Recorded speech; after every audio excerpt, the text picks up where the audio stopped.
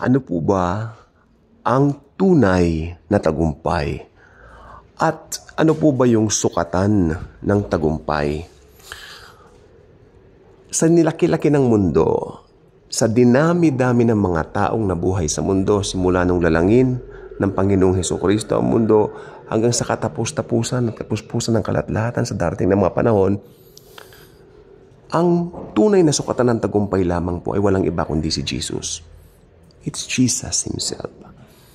Pansinin po ninyo Old Testament times. Maraming mga prophets, maraming mga revelation ng Panginoon sa mga propeta. Tama po ba? Moises, Elijah. Marami pong mga tanyag ng mga tao sa Old Testament like David, like Samson, Joshua, and all that. Madami pa. To name a few. But, kung titignan po natin mabuti, lahat po ng mga taong ito nagfe-fail. Bumabagsak. May mga kahinaan, may mga bagsak na kalagayan. Pero, ang mga taong ito ay nagkaroon ng tagumpay dahil sila ay nanangan sa Panginoon. Or should I say, ang Panginoon ay sumasa kanila. Kaya, kung wala ang Panginoong Hesukristo, maski sa Old Testament pa lang, walang tagumpay ang mga sikat na mga Old Testament figures na ito.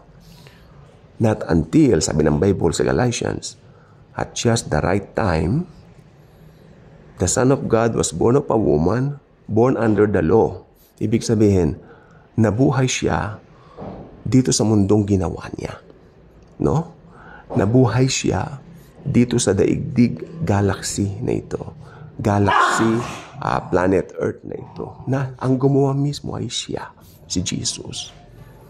Kaya, ang tayo mga nilalang, kung tayo ay alam natin kung sino ba ang dahilan ng ating buhay, kung alam lang natin kung sino ba ang dahilan ng lahat ng meron tayo ay galing sa Kanya. Walang iba kundi si Jesus. Kung alam lang natin na lahat ng yan ay galing sa Panginoong Jesus, nagtitiyak po natin, nasa atin na po ang tagumpay. When we have Jesus, we have everything.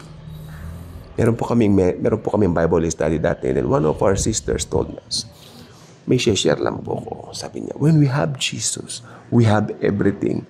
Agad po itong nagkaroon ng rema sa akin na, bakit pa ako matatakot? Bakit pa ako maiinggit? No?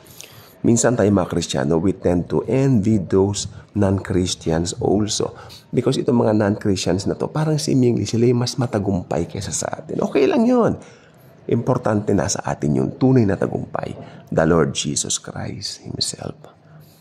Kaya sabi ko po, if you know who Jesus is, kung sino siya sa buhay mo, therefore, ikaw ay matagumpay na tao. You are successful.